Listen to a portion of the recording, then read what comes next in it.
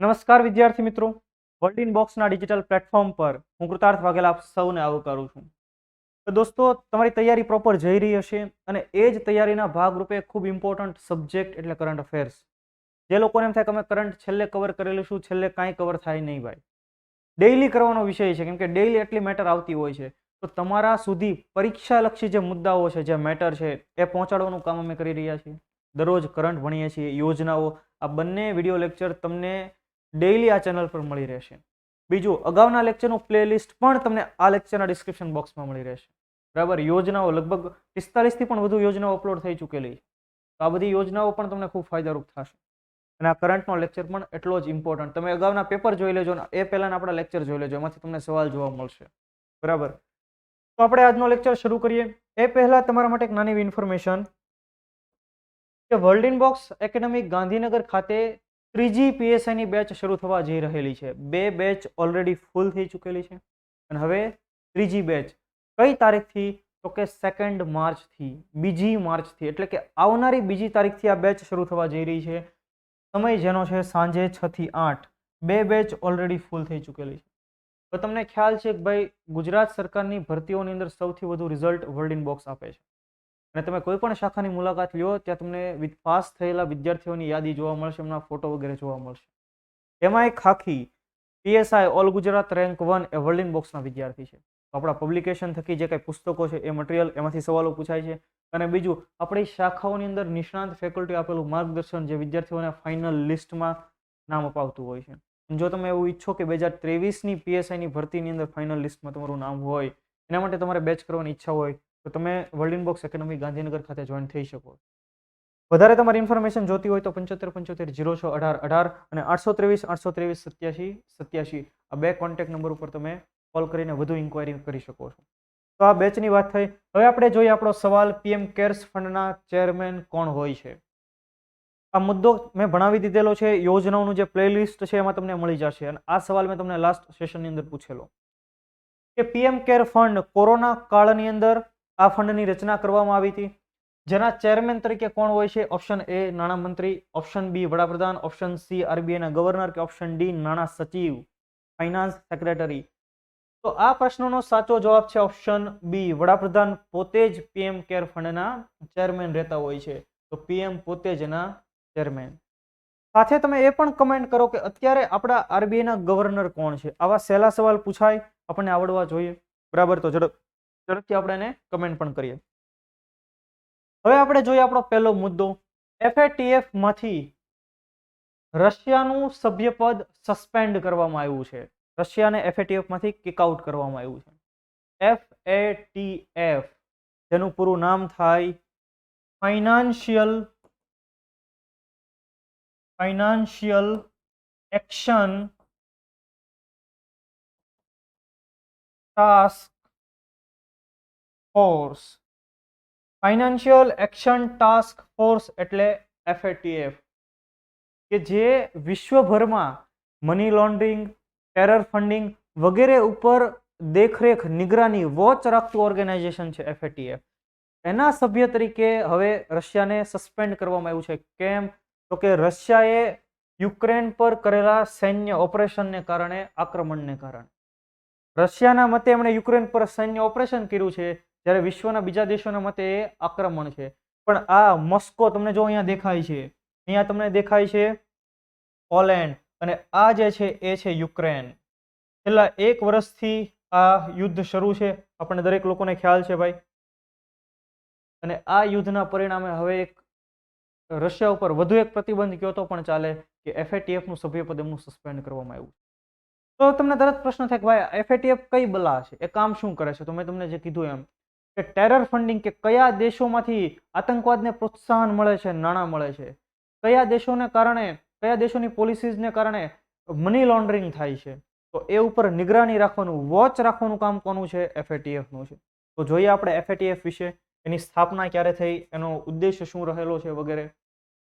તો FATF financial action task force વર્ષ 1989માં Paris, કે જે ફ્રાન્સનું કેપિટલ છે પેરિસ, ત્યાં G7 દેશોની એક બેઠક યોજાઈ અને ત્યારે એફએટીએફ ની સ્થાપના કરવામાં આવી. શા માટે? તો કે મની લોન્ડરિંગ અટકાવવા માટે. તો મની લોન્ડરિંગ કોને કહેવાય? તો સિમ્પલ, મની લોન્ડરિંગ એટલે શું કે ભાઈ ભારતમાંથી કોઈ વ્યક્તિ પોતાનું ધન એવા દેશમાં રોકે કે જ્યાં ટેક્સ ઓછો હોય અથવા તો ટેક્સ ન હોય. તો પોતાનું કાળું નાણું ભારતમાંથી પૈસા કમાઈ લે, કાળું નાણું ભેગું કરે અને ટેક્સ હેવન કન્ટ્રીમાં રોકે, સ્વિસ બેંકમાં રોકે, બીજી કોઈ જગ્યાએ રોકે, અને પછી બીજા અન્ય કોઈ મારફતે ત્યાં ગયા, અહીંયા તો કોઈ બીજા કોઈ દેશમાં, જેમ કે સ્વિસ બેંકની અંદર રોક્યા, અહીંયા તો કોઈ ટેક્સ નથી. પનામા પેપર તમે સાંભળ્યું હશે, ઘણા સમય પહેલા લીક થયેલો પનામા, એ પણ દેશ એક બરાબર લેટિન અમેરિકાની નીચે આવેલો એક દેશ છે. તો જ્યાં ટેક્સ નથી લાગતો તો ત્યાં એ કાળું નાણું રોકશે અને પછી એ કાળું નાણું વ્હાઇટ થઈને ભારતની અંદર બીજા રસ્તેથી કંઈક ઇન્વેસ્ટમેન્ટ કરશે, અહીંયા પાછું કંઈક રોકાણ કરશે. તો એ જે કાળા નાણાંને થોડા વ્હાઇટ બનાવવાની જે આખી પ્રક્રિયા છે, એક પ્રકારે મની લોન્ડરિંગ કહેવામાં આવે. તો FATF ની સ્થાપના 1989માં એવા જ ઉદ્દેશ્યથી કરવામાં આવેલી કે કોઈ પણ દેશ મની લોન્ડરિંગને સપોર્ટ ન કરવો જોઈએ અને લોકોનું બ્લેક મની વ્હાઇટ ન થવું જોઈએ. પણ ત્યાર પછી 2000નો સમયગાળો, ઈસવીસન 2001 આજુબાજુનો સમયગાળો, કે જેવું વર્લ્ડ ટ્રેડ સેન્ટર અમેરિકાની અંદર આવેલું વર્લ્ડ ટ્રેડ સેન્ટર, ત્યાં અલ કાયદાએ હુમલો કર્યો, એ બે ટાવર તોડી નાખ્યા અને પછી FATF ને ફાઇનાન્શિયલ એક્શન ટાસ્ક ફોર્સને એક નવી જવાબદારી સોંપવામાં આવી. શું કે તમારે હવે મની લોન્ડરિંગ અટકાવવાનું છે અને એ સિવાય જે દેશો ટેરરને ફંડિંગ કરે છે, આતંકવાદને પોષે છે, આતંકવાદ માટે નાણાં ફાળવે છે, એવા દેશો ઉપર પણ તમારે ધ્યાન રાખવાનું છે. અને ત્યારથી FATF ની જવાબદારીમાં વધારો થયો. જો વર્લ્ડ ટ્રેડ સેન્ટરના હુમલા બાદ ટેરર ફંડિંગ અંગે દેખરેખ રાખવાની જવાબદારી પણ કોને સોંપવામાં આવી? તો કે FATF ને સોંપવામાં આવી. તમે જો એના અલગ અલગ લિસ્ટ આવતા હોય, હમણાં જ તમને સમજાવી દઈએ, ગ્રે લિસ્ટ કોને કહેવાય, બ્લેક લિસ્ટ કોને કહેવાય, એ સમજી લઈએ આપણે. FATF નું હેડક્વાર્ટર ક્યાં આવેલું છે? પેરિસ ખાતે. ભારત એનો સભ્ય છે? તો કે હા, ભારત એનો સભ્ય છે. ભારત સહિત 39 સભ્ય દેશો છે અને 2 અલગ અલગ સંગઠનો છે. કયા કયા? યુરોપિયન કમિશન અને ગલ્ફ કોઓપરેશન કાઉન્સિલ, જેને આપણે GCC કહીએ છીએ, ગલ્ફ દેશોનો એક સમૂહ. 2010માં ભારત FATF નું સભ્ય બન્યું. ક્યારે બન્યું? 2010માં ફાઇનાન્શિયલ એક્શન ટાસ્ક ફોર્સનું સભ્ય બન્યું ભારત. જેના અધ્યક્ષ અત્યારે કોણ છે? તો કે ભારતીય મૂળના T રાજા કુમાર એના અત્યારે અધ્યક્ષ પદે કાર્યરત છે અને એની બેઠક વર્ષની અંદર 3 વખત એની બેઠક યોજાતી રહેતી હોય છે. હવે ત્યાર પછી આપણે જોઈએ એનું ગ્રે લિસ્ટ, એનું F લિસ્ટ, એનું બ્લેક લિસ્ટ. આ ગ્રે લિસ્ટ અને આ બ્લેક લિસ્ટ. બ્લેક લિસ્ટમાં અને ગ્રે લિસ્ટમાં શું ફેર? તો કે જે દેશ ટેરર ફંડિંગ અને મની લોન્ડરિંગને ટેકો આપે, કે ભાઈ હા, ટેરરને ફાઇનાન્સ આપે, મની લોન્ડરિંગને એના માટે થોડુંક સમર્થન કરતો હોય, બેકગ્રાઉન્ડ પાછળના દરવાજેથી કોઈ વાંધો નહીં, તમે તમારે મની લોન્ડરિંગ કરો એવું સમર્થન કરતો હોય, તો એવા દેશને ગ્રે લિસ્ટમાં મૂકવામાં આવે. જેમ કે પાકિસ્તાન અત્યાર સુધી ગ્રે લિસ્ટમાં હતું, પણ છેલ્લા થોડા મહિનાઓથી એને હવે બહાર કાઢવામાં આવેલું છે. અને એ બહાર નીકળ્યું કોના કારણે? અમેરિકાના કારણે. અમેરિકા હજી પણ ક્યારેક પાકિસ્તાનને સપોર્ટ કરી દે છે. ભારતનો પ્રયત્ન એવો છે કે પાકિસ્તાનને બ્લેક લિસ્ટમાં નાખવી જોઈએ. બ્લેક લિસ્ટમાં કોણ કોણ છે? તો કે નોર્થ કોરિયા છે, ઈરાન છે, આ બધા દેશો બ્લેક લિસ્ટમાં છે. તો તમે જો, બંને દેશો અમેરિકાના દુશ્મન દેશ છે, બરાબર, ઈરાન અને નોર્થ કોરિયા બંને. હવે બ્લેક લિસ્ટમાં હોય એનાથી શું થશે કે બ્લેક લિસ્ટમાં હોય એટલે અહીંયા કોઈ કંપની ઇન્વેસ્ટમેન્ટ નહીં કરે. ગ્રે લિસ્ટમાં હોય તો શું થશે? તો કે હા, કોઈ કંપની ઇન્વેસ્ટમેન્ટ નહીં કરે, ઇન્ટરનેશનલ ઓર્ગેનાઇઝેશન પાસેથી નાણાં નહીં મળે, ત્યાં રોકાણો નહીં થાય, લોકોને રોજગારી નહીં મળે, દેશની ઇકોનોમી ડાઉન થઈ જશે. ખ્યાલ આવે છે તમને? તો બસ આ ગ્રે લિસ્ટ અને બ્લેક લિસ્ટ રહેતા હોય. જો બ્લેક લિસ્ટ ટેરર ફંડિંગ કરતા હોય, મની લોન્ડરિંગની પ્રવૃત્તિઓને સમર્થન આપનારા જે દેશો હોય એને બ્લેક લિસ્ટની અંદર મૂકવામાં આવતા હોય છે. એટલે ભારતનો હંમેશા પ્રયત્ન રહેતો હોય, પાકિસ્તાન ખુલ્લે આમ આતંકવાદીઓ ફરતા હોય છે, ઘૂમતા હોય છે, ભારતની અંદર હુમલા માટે જવાબદાર મોટાભાગના આતંકવાદીઓ ત્યાં ખુલ્લેઆમ ફરતા હોય છે. તો ભારતનો પ્રયત્ન હંમેશા રહેતો હોય છે કે પાકિસ્તાનને બ્લેક લિસ્ટમાં નાખવામાં આવે. ખ્યાલ આવે છે? તો આ ગ્રે લિસ્ટ અને બ્લેક લિસ્ટ FATF નું. એનાથી શું થશે? તો કે જે તે દેશની ઇકોનોમી ડાઉન થઈ શકે જો આ કોઈ પણ લિસ્ટમાં આવે, કેમ કે લોકો ત્યાં પોતાની ઇન્વેસ્ટમેન્ટ કરતા, પોતાનો બિઝનેસ એસ્ટાબ્લિશ કરતા ડર લાગશે. બીજું, જે તે દેશને અન્ય કોઈ દેશો તરફથી, અન્ય કોઈ ઓર્ગેનાઇઝેશન તરફથી વધારે નાણાં નહીં મળે, લોન વગેરે નહીં મળે, સહાય કોઈ નહીં મળે. ક્લિયર? તો આ FATF financial action task force એના સભ્ય તરીકે હવે રશિયા, રૂસ સસ્પેન્ડ થઈ ગયેલું છે. ત્યાર પછી ભારતીય સબમરીન INS સિંધુ કેસરી પ્રથમ વખત ઇન્ડોનેશિયા પહોંચી. તમે જો અહીંયા તમને દેખાય છે તમારું ને મારું પ્યારું ભારત, અહીંયા તમને દેખાય છે ઇન્ડોનેશિયા. આ ઇન્ડોનેશિયા દેશ, અહીંયા તમને બધા ટાપુ દેખાય છે, અહીંયા તમને સિંગાપોર દેખાય, અહીંયા મલેશિયા દેખાય છે. તો ભારતની એક સબમરીન જેનું નામ છે INS સિંધુ કેસરી, એ ક્યાં પહોંચી હતી? જકાર્તા પહોંચી હતી. તો તમે અહીંયા જોઈ શકો છો, આ છે જકાર્તા, અહીંયા દેખાય છે તમને એ જકાર્તા. હવે અહીંયા એક બીજા શબ્દો લખેલા છે, મલાક્કા અને સુંડા સામુદ્ર ધુની. સામુદ્ર ધુની કોને કહેવાય? બરાબર, જેને ઇંગ્લિશમાં સ્ટ્રેટ કહેવામાં આવે. તો કે જમીનના બે અલગ અલગ ભાગ હોય, એના વચ્ચે પાણી જતું હોય, એવું જે નાનો સાંકડો રસ્તો હોય એને કહેવામાં આવે સામુદ્ર ધુની. તમે જુઓ, અહીંયા તમને મલેશિયા દેખાય છે, અહીંયા સિંગાપુર દેખાય છે અને અહીંયા ઇન્ડોનેશિયા છે. તો એની વચ્ચે અહીંયાથી ઘણી બધી શીપનું આવાગમન થતું હોય, ઘણી બધી વ્યાપારી શીપ આ રસ્તા ઉપરથી ફરતી હોય. તો અહીંયા જમીન છે, અહીંયા જમીન છે, તો એની વચ્ચેનો જે સાંકડો રસ્તો છે કે જ્યાંથી કોઈ શીપ પસાર થઈ શકે, તો એને સામુદ્ર ધુની કહેવાય. તો આ જે મેં પીળી લાઈન કરીને, તો અહીંયા જે સામુદ્ર ધુની છે એનું નામ શું છે? એને કહેવાય સ્ટ્રેટ ઓફ મલાક્કા. એને શું કહેવાય? Strait of Malacca. ખ્યાલ આવ્યો તમને? એવી બીજી એક સામુદ્ર ધુની છે સુંડા સ્ટ્રેટ. તો એ અહીંયા આ જે મેં એરો કર્યો એ છે સુંડા સ્ટ્રેટ.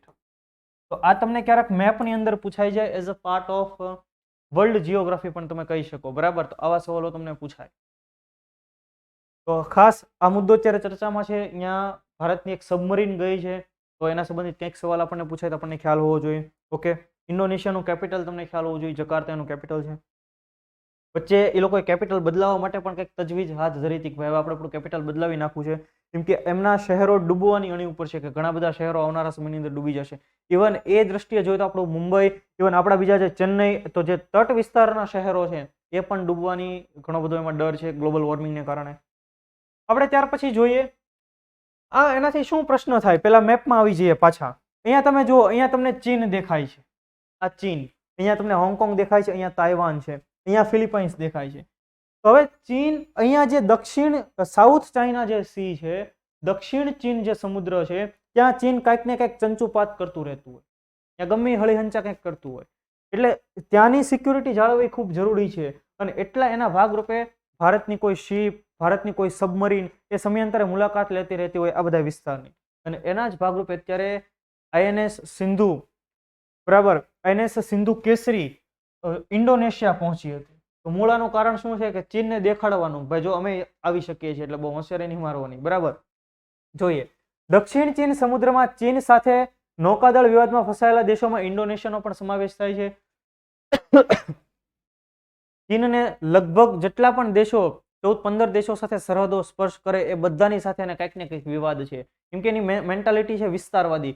ભાઈ અરુણાચલ એ અમારું છે, લદ્દાખ એ અમારું છે. ક્યારેક ક્યારેક તો એમ ન કે ગુજરાત એ અમારું છે. બરાબર, કેમ કે એની વિસ્તારવાદી નીતિ રહેલી છે. તો ઇન્ડોનેશિયા સાથે તે કંઈક જળ વિવાદ થતો રહેતો હોય છે. તમે જુઓ તાઇવાન સાથે એને કંઈક લોચો થતો રહેતો હોય છે, હોંગકોંગ સાથે લોચો થતો રહેતો હોય છે, અને ઇન્ડોનેશિયા સાથે છે. એના ભાગરૂપે અત્યારે એક સબમરીન સિંધુ કેસરી ક્યાં પહોંચી? ઇન્ડોનેશિયા પહોંચી. ભારતીય યુદ્ધ જહાજો અવારનવાર ઇન્ડોનેશિયા અને અન્ય આસિયાન દેશોની મુલાકાત લે છે. આ પહેલી વાર છે કે જ્યારે સબમરીનને કોઈ લાંબા અંતર માટે મોકલવામાં આવેલી છે. ત્યાર પછી શી જિનપિંગના શાસનમાં ચીને તેના પાડોશી દેશોમાં ઘૂસણખોરી કરીને પોતાનો વિસ્તાર વધારવાનો પ્રયાસ કરી રહ્યું છે. આ શી જિનપિંગનો કાર્યકાળ શરૂ થયો ત્યારથી લઈને એણે બહુ વિસ્તારવાદી નીતિઓ અપનાવેલી છે. આપણી સાથે તે કંઈક ને કંઈક થોડા અંતરે વિવાદો થતા રહેતા હોય છે સરહદ ઉપર. જમીન સરહદ પર ચીન ભારતીય તેમજ ભૂટાનના પ્રદેશમાં પણ પ્રવેશવાનો પ્રયાસ કરે છે. આપણે ડોકલામ વિવાદ યાદ આવે, જ્યારે આપણા વિદેશ મંત્રી તરીકે સુષ્મા સ્વરાજ હતા, તો ભારતે એ સમયે પ્રોપર ડિફેન્ડ કરેલું. રાઈટ. સિંધુ કેસરી 3000 ટન ડીઝલ ઇલેક્ટ્રિક સબમરીન છે. અત્યાધુનિક ડીઝલ સબમરીન છે, ખૂબ ઇમ્પોર્ટન્ટ સબમરીન છે ભારતીય નેવી માટે થઈને, જે અત્યારે ક્યાં પહોંચી છે? ઇન્ડોનેશિયા. મુદ્દો સમજાણો આખો તમને ભાઈ ક્લિયર થાય છે. ત્યાર પછી આપણે જોઈએ મિલેટ્સની GCC દેશોમાં નિકાસને પ્રોત્સાહન આપવા માટે એપેડા અને લુલુ ગ્રુપ વચ્ચે સમજૂતી. તો મિલેટ્સ કોને કહેવાય? મિલેટ્સ એટલે જાડા ધાન્ય ખાસ કરીને બાજરી, જુવાર, રાગી, ખાસ કરીને એમાં વધારે મહત્વ કોનું? બાજરી. તો એને કહેવાય મિલેટ્સ. અને ભારતના પ્રયત્નને કારણે તમને લોકોને ખ્યાલ છે કે ભાઈ સંયુક્ત રાષ્ટ્રએ 2023ના વર્ષને ઇન્ટરનેશનલ મિલેટ્સ યર તરીકે ઘોષિત કરેલું છે. જુઓ તમે, ઇન્ટરનેશનલ યર ઓફ મિલેટ્સ 2023, એ તમે ફોટો પણ જોઈ શકો છો. તો ભારત મિલેટ્સનું ઉત્પાદન કરે છે અને આપણે એની નિકાસને પ્રોત્સાહન આપવું છે. આપણે એને વિદેશમાં મોકલવી છે, ક્યાં? ગલ્ફના દેશોમાં. અને એટલા માટે તાજેતરમાં ભારતની એક સંસ્થા જેનું નામ છે APEDA, agriculture and process food products export development authority, એણે કોની સાથે સમજૂતી કરી? લુલુ ગ્રુપ સાથે. લુલુ ગ્રુપ એક ખૂબ મહત્વનું ઓર્ગેનાઇઝેશન છે. ખાસ એના મોલ તમને જોવા મળતા હોય, કદાચ કંઈક ઉત્તર પ્રદેશમાં એકાદો મોલ છે ને દક્ષિણ ભારતમાં કે કર્ણાટકમાં કોઈ જગ્યાએ એનો મોલ છે. લુલુ ગ્રુપ ખૂબ મોટું ગ્રુપ છે, દુનિયાભરની અંદર એના મોલ પ્રસરાયેલા છે. અને એટલે લુલુ ગ્રુપ સાથે સમજૂતીથી શું કે ભાઈ એ પોતે જો આ બધું પરચેસ કરવા મળે તો ભારતની નિકાસ ખૂબ વધી જશે, ખાસ કરીને મિલેટ્સમાં. અને એટલે લુલુ ગ્રુપ સાથે આ સમજૂતી કરી છે. કોણે? ભારતની સંસ્થા એપેડાએ, agriculture and processed food products export development authority. તો જે એપેડા છે એની સ્થાપના કઈ રીતે થયેલી છે? તો કે એપેડા એક્ટ 1985 અંતર્ગત એની સ્થાપના કરવામાં આવેલી. અને યાદ રાખજો, એગ્રીકલ્ચર ફૂડ પ્રોડક્ટ એની સાથે સંબંધિત ઓર્ગેનાઇઝેશન છે. તો આપણને એમ થાય કયા મંત્રાલય હશે? તો પહેલી નજરે આપણને એમ થાય કે એગ્રીકલ્ચર, મિનિસ્ટ્રી ઓફ એગ્રીકલ્ચર અંતર્ગત હશે. નહીં. કયા મંત્રાલય અંતર્ગત? Ministry of commerce and industry. આ મંત્રાલય અંતર્ગત આ એપેડા કાર્યરત છે, જેનું હેડક્વાર્ટર ક્યાં આવેલું છે? નવી દિલ્હી ખાતે. ખ્યાલ રહે છે તમને દરેકને? એના ચેરમેન તરીકે અત્યારે કોણ કાર્યરત છે? તો કે એમ અંગમુથુ એના ચેરમેન તરીકે કાર્યરત. દક્ષિણ ભારતનું ખાસ નામ અંગમુથુ, એનું નામ શું છે? એમ અંગમુથુ અથવા તો એમ અંગમુથુ, બરાબર. એ એના ચેરમેન પદે અત્યારે એપેડાના ચેરમેન તરીકે કાર્યરત છે. હવે આપણે જોઈએ જીસીસી દેશો, ગલ્ફના દેશો, ગલ્ફ કોઓપરેશન કન્ટ્રીઝ અથવા તો ગલ્ફ કોઓપરેશન કાઉન્સિલના દેશો. કયા કયા ગલ્ફના દેશો? In short, Saudi Arabia, Kuwait, United Arab અમીરાત, Qatar, Bahrain અને ઓમાન. તો તમે જો અહીંયા આપણું ભારત, અને અહીંયાથી આપણે સહેજ આમ ડાય મારીએ એટલે આપણને અહીંયા ગલ્ફના દેશો બધા જોવા મળે. તો ત્યાં મિલેટ્સના નિકાસને પ્રોત્સાહન આપવા, મિલેટ્સની નિકાસ માટે થઈને ખાસ આ પ્રકારના એમઓયુ થયેલા છે, સમજૂતી થઈ છે. કોની વચ્ચે? એપેડા અને લુલુ ગ્રુપ વચ્ચે. તમે જો લુલુ ગ્રુપ એ આંતરરાષ્ટ્રીય રિટેલ હાઇપર માર્કેટ એક ચેઇન છે, એક મોટું ઓર્ગેનાઇઝેશન છે કે જે બહેરીન, કુવૈત, ઓમાન, કતાર, સાઉદી અરેબિયા, સંયુક્ત આરબ અમીરાતમાં સ્ટોર્સ અને શોપિંગ મોલ્સનું સંચાલન કરે. મેં કીધું એમ લગભગ એક લખનૌની અંદર એ મોલ આવેલો છે ને કદાચ એક બેંગ્લોરમાં છે. કંઈક 2 અલગ અલગ મોલ, લુલુ મોલ એ ભારતની અંદર અત્યારે કાર્યરત છે. તો તમને આ ખાસ યાદ રહેવું જોઈએ, આ સમજૂતી યાદ રહેવી જોઈએ. કેમ? તો કે આપણે 2023ના વર્ષને ઇન્ટરનેશનલ યર ઓફ મિલેટ્સ તરીકે સેલિબ્રેટ કરીએ છીએ. નરેન્દ્ર મોદીએ તે દિલ્હીની અંદર બાજરાના રોટલા સાથેનું એક ભોજન સમારોહનું આયોજન કર્યું હતું. એટલે આ મુદ્દો ખૂબ ઇમ્પોર્ટન્ટ બની છે આપણા માટે. સમજાઈ ગયો આખી ડિટેલ તમને? ત્યાર પછી આપણે જોઈએ world in box academy Jamnagar ખાતે વર્ગ 3ની તમામ પરીક્ષાઓને આવરી લેતી એક સ્પેશિયલ બેચ શરૂ થઈ ચૂકેલી છે ભાઈ. જેમાં અત્યારે એક ફાઉન્ડેશન બેચ છે વર્ગ 3 માટે, જેમાં એડમિશન શરૂ છે. જો તમે એક બેચ કરી લો તો 2023ની અંદર જેટલી પણ ભરતીઓ છે દરેક ભરતીમાં તમને ફાયદારૂપ થાય, બરાબર. એટલે એક જ બેચ દરેક ભરતી માટે આપણને ઇમ્પોર્ટન્ટ સાબિત થઈ શકે. ક્યારથી શરૂ થઈ? તો કે 23 ફેબ્રુઆરી ગુરુવારથી શરૂ થઈ ચૂકેલી છે. છતાંય તમને ડેમો લેક્ચર અટેન્ડ કરવાની ઈચ્છા હોય, બેચ વિશે માહિતી મેળવવાની ઈચ્છા હોય કે કઈ કઈ ફેકલ્ટીઓ હશે, કયા કયા વિષયો ભણાવવામાં આવશે, સમય શું છે, બધી તમારે ઇન્ફોર્મેશન જોતી હોય તમે કોલ કરીને પણ માહિતી મેળવી શકો. સમય અહીંયા લખેલો છે 8 થી 10, સવારે 8 થી 10ની બેચ છે. અધર કોઈ ડિટેલ જોતી હોય તમે કોલ કરીને માહિતી મેળવી શકો. 75 74 09 10 10. આ બેચનો એક બીજો ફાયદો તમને એ થશે કે તમે જો બેચ જોઈન કરશો તો વર્લ્ડ ઇન બોક્સની એન્ડ્રોઈડ એપ્લિકેશન જે છે world in box my class, એ તમને ફ્રી ઓફ કોસ્ટમાં મળશે. તેમાં 2 વિષય મેં ભણાવેલા છે, એક મોડર્ન ઇન્ડિયન હિસ્ટ્રી એટલે કે આધુનિક ભારતનો ઇતિહાસ અને કમ્પ્યુટર. તમે બેચ જોઈન કરો, વેરી ગુડ. તમને આ એપ્લિકેશન ડાઉનલોડ કરીને એટલીસ્ટ તમે ડેમો લેક્ચર અટેન્ડ કરશો તો પણ તમને ખ્યાલ આવશે કેવા પ્રકારનો કન્ટેન્ટ આ એપ્લિકેશનમાં આપવામાં આવેલો છે, બરાબર. જેમાં મારા તમે ડેમો લેક્ચર જોશો કમ્પ્યુટરમાં તો વર્ચ્યુઅલ રિયાલિટી, ઓગમેન્ટેડ રિયાલિટી મેં ભણાવેલું છે. તો એ એનિમેશન તમે જોશો, તમે આખું એડિટિંગ જોશો, તમને ખ્યાલ આવશે કે આખો કન્સેપ્ટ તમને ત્યાં જ સમજાઈ જશે. ક્લિયર થાય છે? ત્યાર પછી ડિરેક્ટર જનરલ ક્વોલિટી એશ્યોરન્સ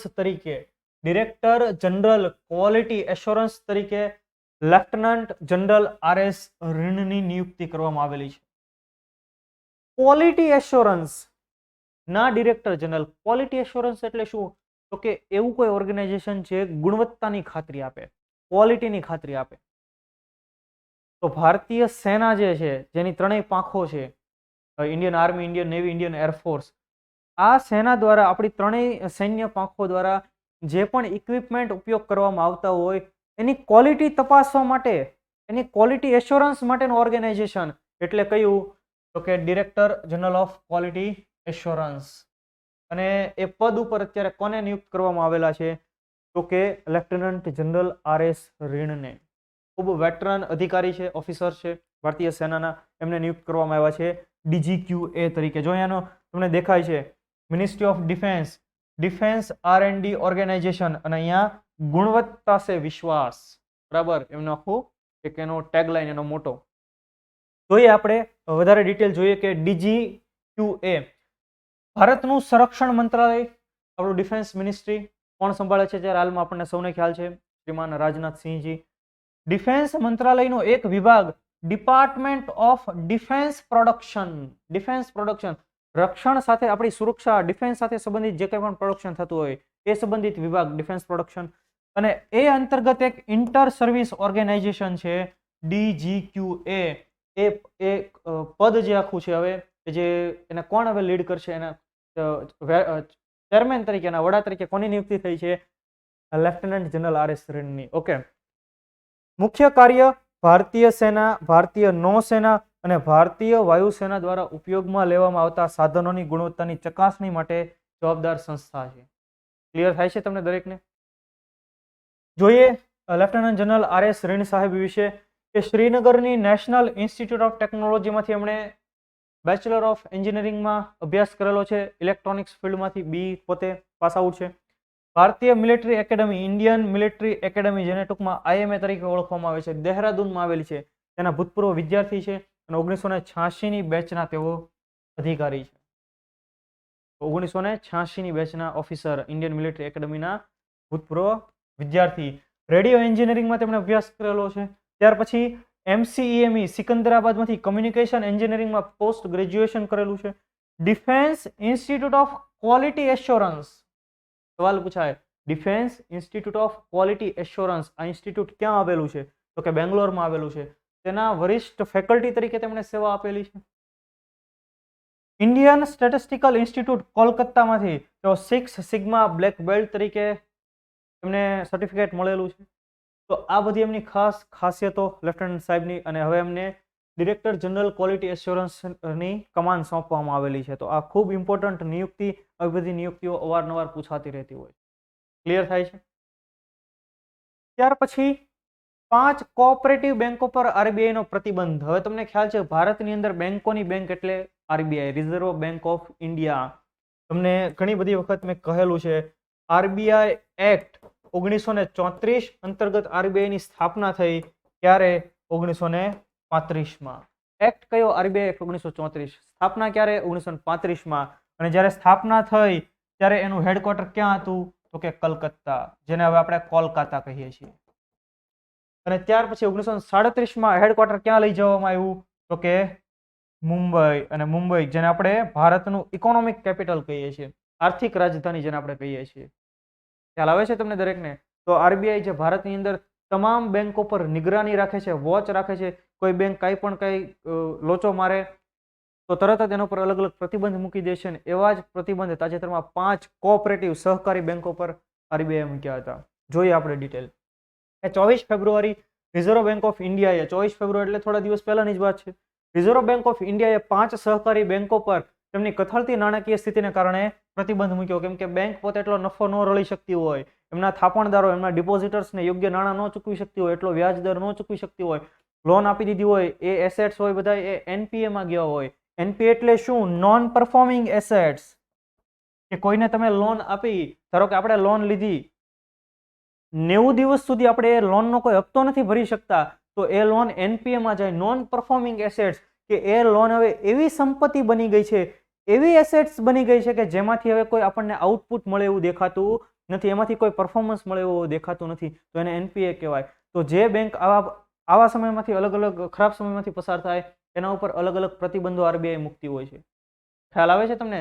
કેવા પ્રતિબંધો? ભાઈ હવે તમારે કોઈ નવો કસ્ટમરને ખાતું નથી ખોલી દેવાનું, એ જે પણ એમના ખાતા ધારકો છે જેમણે ડિપોઝિટ કરેલા પૈસા છે એ આટલા જ રકમ ઉપાડી શકે, 5,000 ઉપાડી શકે, 50,000 ઉપાડી શકે, એ બધું RBI ના હાથમાં હોય. બરાબર? તો જુઓ તમે, આ નિયંત્રણો 6 મહિના સુધી અમલમાં રહેશે. Deposit insurance and credit guarantee corporation તરફથી 5 લાખ સુધીની ડિપોઝિટ વીમા રકમ મેળવી શકશે. અને બીજું, જે 5 બેંકો છે આપણે એનું નામ જોઈ લઈએ.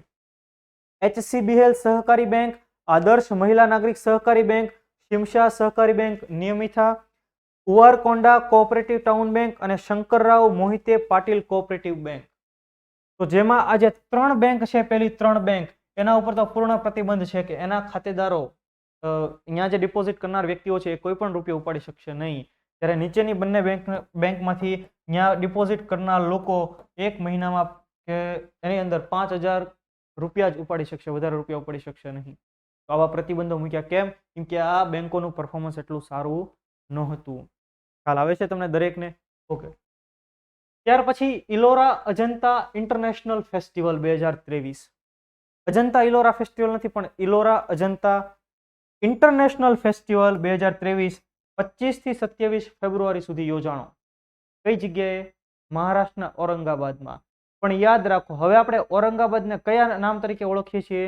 તો કે છત્રપતિ સંભાજીનગર અથવા તો સંભાજીનગર તરીકે ઓળખીએ છીએ. બરાબર?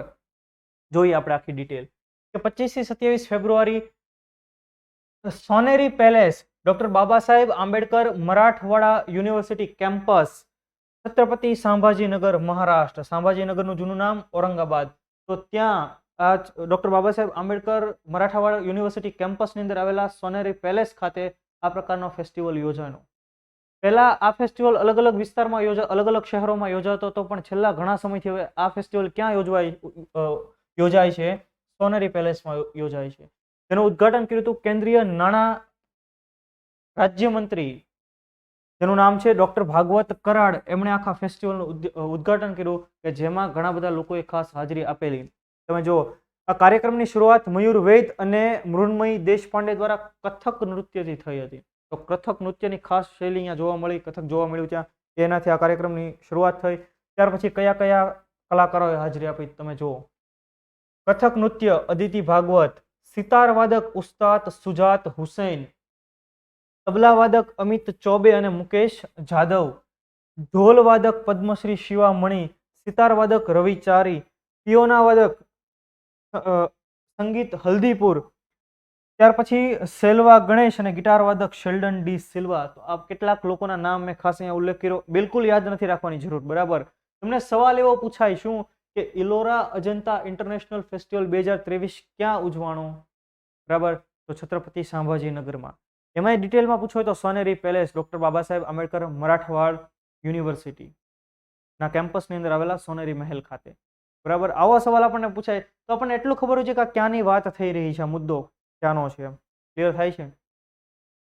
જો આ ફેસ્ટિવલ વિશે કે ઇલોરા અજંતા ફેસ્ટિવલ એક વાર્ષિક ઉત્સવ છે કે જ્યાં દેશભરમાંથી ગાયકો અને નર્તકો પોતાની પ્રતિભા દર્શાવવા માટે એને એક મંચ પૂરું પાડવામાં આવે છે. અલગ અલગ ફિલ્ડના નિષ્ણાંતો જે સંગીતની સાથે, સંગીતના કોઈ વાદ્ય સાથે સંબંધિત હોય, કોઈ નૃત્ય સાથે સંબંધિત હોય, તો એ પોતાની કળાનું અહીંયા પ્રદર્શન કરતા હોય.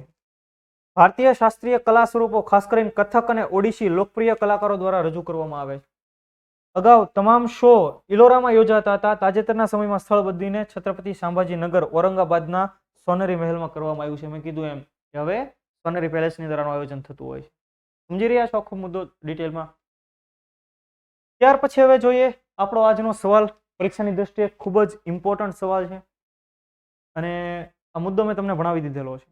નીતિ આયોગ કેટલી વાર ઘણા બધા લેક્ચરમાં ભણાવ્યો છે. જ્યારે જ્યારે નીતિ આયોગની ચર્ચા થઈ છે, નાની મેટર પણ આવી છે, તો આપણે નીતિ આયોગને પૂર્ણ રૂપે ભણ્યા છીએ, કેમ કે નીતિ આયોગમાંથી સવાલો ખૂબ પૂછાયા છે. એટલે નીતિ આયોગના નવા CEO તરીકે કોની નિયુક્તિ કરવામાં આવી? પરિવાર નીતિ આયોગના નવા CEO તરીકે કોની નિયુક્તિ કરવામાં આવી? BVR સુબ્રમણ્યમ, રામમોહન મિશ્રા, અજય શેઠ અને VP જોય. તો બધા એક જ વર્ષના IAS અધિકારીઓ છે બધાય, બરાબર. અને એ જ મેં તમને ઓપ્શનની અંદર મૂકેલા છે. તો તમારે આ પ્રશ્નનો જવાબ કમેન્ટ બોક્સની અંદર કમેન્ટ કરવાનો છે. હું આશા રાખું કે તમને આવડતો હશે. જો નથી આવડતો તો તમે લેક્ચર અટેન્ડ કરી લો. એ આખું પ્લેલિસ્ટ તમને આ લેક્ચરના ડિસ્ક્રિપ્શન બોક્સમાં જોવા મળશે. તો આ આપણો આજનો સવાલ અને એ સાથે આપણો આ લેક્ચર પણ. તો હું એવી અપેક્ષા રાખું કે તમને આ બધા મુદ્દાઓ વ્યવસ્થિત સમજાતા હશે, તમને આ બધા મુદ્દાઓ પસંદ પડતા હશે. અને આ એવા ઇમ્પોર્ટન્ટ મુદ્દાઓ છે કે જ્યાંથી સીધો સવાલ તમારી એક્ઝામમાં આવવાનો છે. યોજનાઓનું પ્લેલિસ્ટ, કરંટ અફેર્સનું પ્લેલિસ્ટ તમને આ લેક્ચરના ડિસ્ક્રિપ્શન બોક્સમાં મળી રહેશે. તો જો તમે ઈચ્છો કે તમારા સુધી વર્લ્ડ ઇનબોક્સના દરેક ઇનિશિયેટિવ સૌથી પહેલા પહોંચે, તો તમે ઇન્સ્ટાગ્રામ, યુટ્યુબ, ફેસબુક, ટેલિગ્રામ વગેરે પર ફોલો કરો વર્લ્ડ ઇનબોક્સને. તમે ચેનલ સબસ્ક્રાઇબ નથી કરી તો એને સબસ્ક્રાઇબ કરી લો, બેલ આઇકન પ્રેસ કરી દો, જેથી કરીને દરેક વિડીયોની નોટિફિકેશન સૌથી પહેલા તમને મળી જાય. ત્યાર પછી આપણે કરંટ ભણીએ છીએ, યોજનાઓ તો ભણીએ જ છીએ. એ સિવાય જો બજેટનો લેક્ચર દર્શન રાવલ સર તમારી સામે લઈ આવતા હોય છે, એવા બીજા ઘણા બધા લેક્ચર દર્શન સર તમને ભણાવતા હોય છે. તો આપણે ખાસ પરીક્ષા લક્ષી અહીંયા કામ કરીએ છીએ, બરાબર. તો આવી જ રીતે તમે પણ વિડીયોને લાઈક કરો, શેર કરો, જેથી કરીને અમને પણ થોડીક ઉર્જા મળે. તો ફરી પાછા નેક્સ્ટ લેક્ચરની અંદર કોઈ નવા મુદ્દા સાથે, કોઈ નવા કન્ટેન્ટ સાથે ફરી ભેગા થઈશું. ત્યાં સુધી જય હિન્દ, જય ભારત.